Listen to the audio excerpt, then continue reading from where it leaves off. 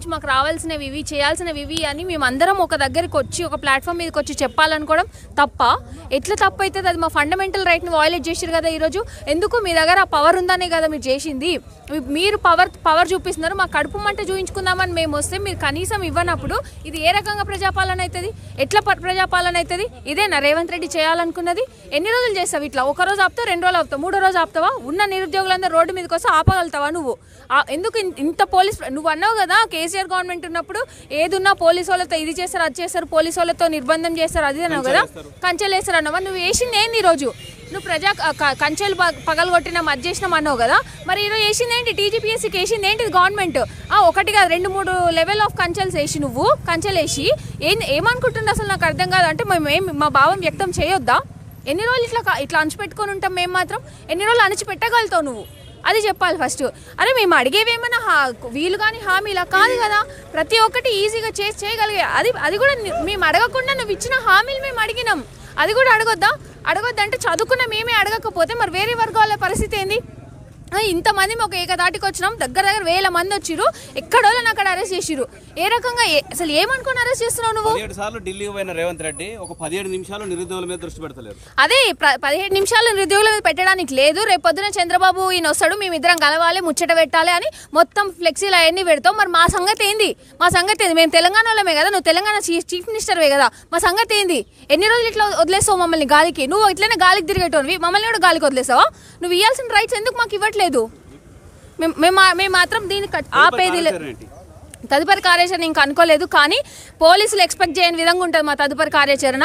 మీరు మా గ్రూపులలో చేరి ఇంటెలిజెన్స్ ఇన్ఫర్మేషన్ తీసుకొని చేయాలనుకుంటారు కదా, అదే మిమ్మల్ని ఏ రకంగా తప్పుదోవ పట్టించాలో తప్పుదోవ పట్టిస్తాం.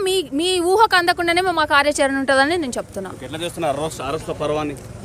ఏదైతే రేవంత్ రెడ్డి నిరుద్యోగుల వల్ల వచ్చిండో ప్రభుత్వంలోకి, ఇప్పుడు ఆ ప్రభుత్వంతో ఎంత నిర్బంధం అంటే వేలాది పోలీసులు నిర్బంధించిండు. ఇదే నా ప్రజాప్రభుత్వం అంటే, ఇదే నా ప్రజాప్రభుత్వం, మా ప్రభుత్వం వస్తే మేము ఉద్యోగాలు ఇస్తామన్నట్టు ఇదే నా ప్రజాప్రభుత్వం అంటే కంచెలు వేసిర్రు. 17 సార్లు ఢిల్లీకి పోయిన రేవంత్ రెడ్డి ఒక్కసారి 17 నిమిషాలు మాతో మాట్లాడడానికి లేదా? వేలాది మంది విద్యార్థులు వస్తే మేము వస్తే ప్రజాపాలన వద్దు, మేము బద్దలు కొట్టినాము, అందరు యాక్సెస్ ఉంటుంది, అందరు వచ్చి మా సమస్యలు చెప్పుకోండి అన్నారు. మేము శాంతియుతంగా వచ్చినాం మా సమస్యలు వినడానికి. అసలు రేవంత్ రెడ్డి ఇక్కడ లేడు, ఢిల్లీలో ఉన్నాడు. ఇప్పటిదాకా 17 సార్లు ఢిల్లీకి పోయిండు. అసలు పాలన ఇక్కడి నుంచి జరుగుతుందా, ఢిల్లీ నుంచి జరుగుతుందా?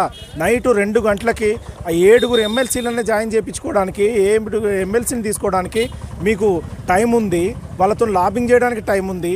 ఇప్పుడు మాత్రము నిరుద్యోగులు ఇంతమంది రోడ్లెక్కి వేలాదిగా వచ్చి తరలి వస్తుంటే ఒక్క 17 నిమిషాల డెలిగేషన్కి రావడానికి సమయం లేదంటే ఏ నిరుద్యోగుల వల్ల మీరు అధికారంలోకి వచ్చిర్రో ఆ నిరుద్యోగులనే మీ ప్రభుత్వాన్ని కూలదోసే పరిస్థితి వస్తుంది.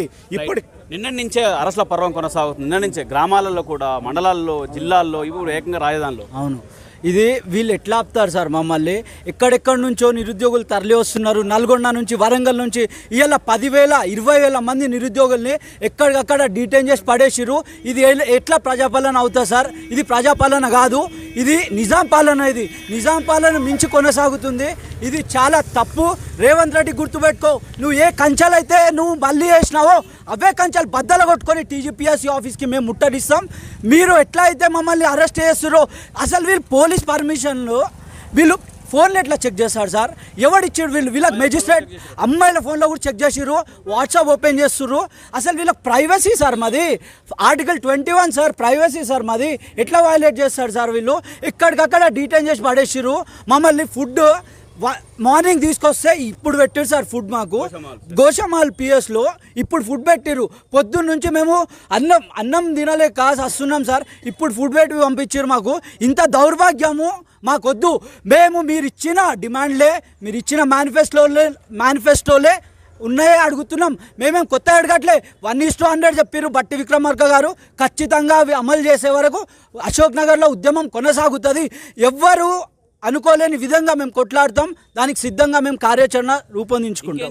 అశోక్ సార్ దీక్ష చేస్తున్నారు, ఇంకేం చేయాలి? మేము మోతిలాల్ నాయక్ మొన్నటి వరకు దీక్షలు చేసి చేసి అశోక్ సార్ ఆరోగ్యం క్షీణిస్తుంది, చాలా క్షీణిస్తుంది. ఆయన మా కోసం ఆయన త్యాగం చేస్తుడు, మాకొద్దు. మేము కొట్లాడి తెచ్చుకున్న తెలంగాణ సార్. మేము ఏదో దీక్షలు చేసినాం, అన్నీ చేసినాం, లాస్ట్ కొట్లాడి ఎందరో ఆత్మహత్యలు చేసుకొని బలిదానాలు చేసుకొని తెచ్చుకున్న తెలంగాణ. మేము భయపడేటోళ్ళం కాదు. నువ్వు కేసులు పెట్టుకో ఎన్నన్నా, తూటాలకు లాఠీలకు భయపడలేదు, నీకు భయపడతామా?